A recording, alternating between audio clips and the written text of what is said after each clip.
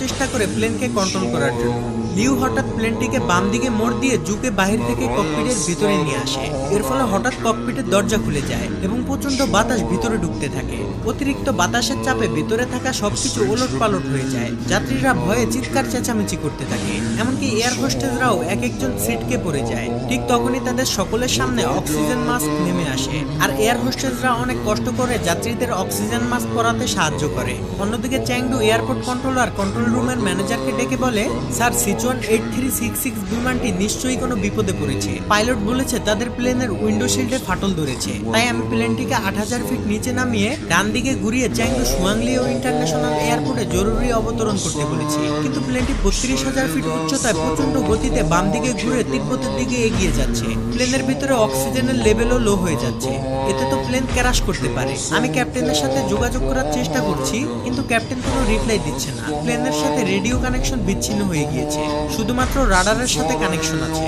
এটা দেখে কন্ট্রোল রুমের ম্যানেজার সাথে সাথে আশেপাশে সকল এয়ারপোর্টে ইনফরমেশন পাঠিয়ে দেয় এবং মুহূর্তের মধ্যেই সকল এয়ারপোর্টের ফ্লাইট বাতিল করে দেওয়া হয়। প্রতিটি প্লেনের শিডিউল পরিবর্তন করা হয়, টেক অফ করা সকল প্লেনকে হোল্ড করে দেওয়া হয়, এমনকি আকাশে উড়ন্ত সকল প্লেনের রোড চেঞ্জ করে দেওয়া হয়। ইমার্জেন্সি ল্যান্ডিং এর জন্য চ্যাংডু সুয়াংলিও ইন্টারন্যাশনাল এয়ারপোর্টের রানওয়ে খালি করে দেওয়া হয়। সেই সাথে police, fire service, medical team এবং এয়ার ট্রাফিক কন্ট্রোল সহ সকল বাহিনীকে রানওয়ের কাছে অবস্থান নিতে বলা হয়, যাতে যে কোনো খারাপ সিচুয়েশনের মোকাবেলা করতে পারে। এমনকি চায়নার এয়ারফোর্স থেকে প্লেনটিকে সাহায্য করার জন্য 4টি ফাইটার জেট পাঠানো হয় এবং আকাশে অন্যান্য যে সকল প্লেনগুলো রয়েছে সেগুলো থেকে সিচুয়ান 8633 এর সাথে যোগাযোগের চেষ্টা করা হয়, কিন্তু প্লেনটি থেকে কোনো ধরনের রেসপন্স আসে না। যাই হোক, অন্যদিকে ককপিটের দরজা খুলে যাওয়ায় থার্ড ক্যাপ্টেন লিয়াং কোনো মতে ভিতরে প্রবেশ করে ককপিটের দরজা বন্ধ করে দেয়। ফলে প্লেনের ভিতরে বাতাসের চাপ কমে যায়, কিন্তু প্লেন প্রচন্ড ঝাঁকাঝাঁকি করতে থাকে।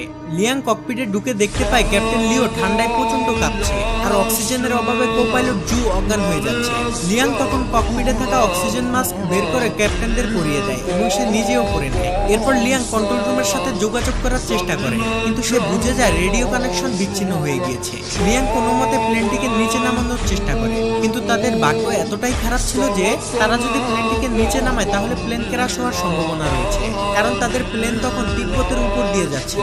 আর আমরা সকলেই জানি তিব্বতে মাউন্ট এভারেস্ট সহ ছোট বড় অনেক হিমালয় রয়েছে, যেখানে কোনো প্লেনকে সর্বোচ্চ 32 থেকে 34,000 ফিট উপর দিয়ে ফ্লাই করতে হয়। এদিকে প্লেনের ভিতরে অক্সিজেন ফুরিয়ে যেতে থাকে, তাই পর্যাপ্ত অক্সিজেন পেতে হলে প্লেনটিকে আরো 3000 ফিট নিচে নামাতে হবে, কিন্তু হিমালয়ের জন্য সেটা সম্ভব ছিল না। এছাড়া সামনে বিশাল ঝড়ের কারণে কিছুই দেখা যাবে না। এটা যেন ক্যাপ্টেনদের কাছে সুইসাইড করার মতো। একদিকে অক্সিজেনের ঘাটতি, অন্যদিকে প্লেন ক্র্যাশের ভয়, তার উপরে আবার আকাশকে ঢেকে রাখা ভয়ানক ঝড়। অন্যদিকে কেবিন ক্রুদের ম্যানেজার নান সকলকে জানিয়ে দেয় তারা ককপিটের প্রেসার হারিয়ে ফেলেছে, তাই সকলকে শক্ত করে সিট বেল্ট পরে থাকার জন্য অনুরোধ করে। এদিকে কন্ট্রোল রুম থেকে প্লেনের সাথে যোগাযোগ করার জন্য চেষ্টা চালিয়ে যেতে থাকে। তারা রেডিওতে বলে প্লেনের সামনে বিশাল হিমালয় রয়েছে আর সেখানে তাদের আরো 3000 ফিট নিচে দিয়ে যেতে হবে, না হলে পর্যাপ্ত অক্সিজেনের অভাবে তারা মারা যেতে পারে। ক্যাপ্টেন লিউ তার সর্বোচ্চ দিয়ে প্লেনকে কন্ট্রোল করার চেষ্টা করে। সে প্লেনকে যতটা সম্ভব নিচে দিয়ে চালানোর চেষ্টা করে, এমনকি ককপিটে প্রচন্ড বাতাস এবং বরফের টুকরার কারণে সামনে কি আছে সেটা দেখা অসম্ভব হয়ে পড়ে।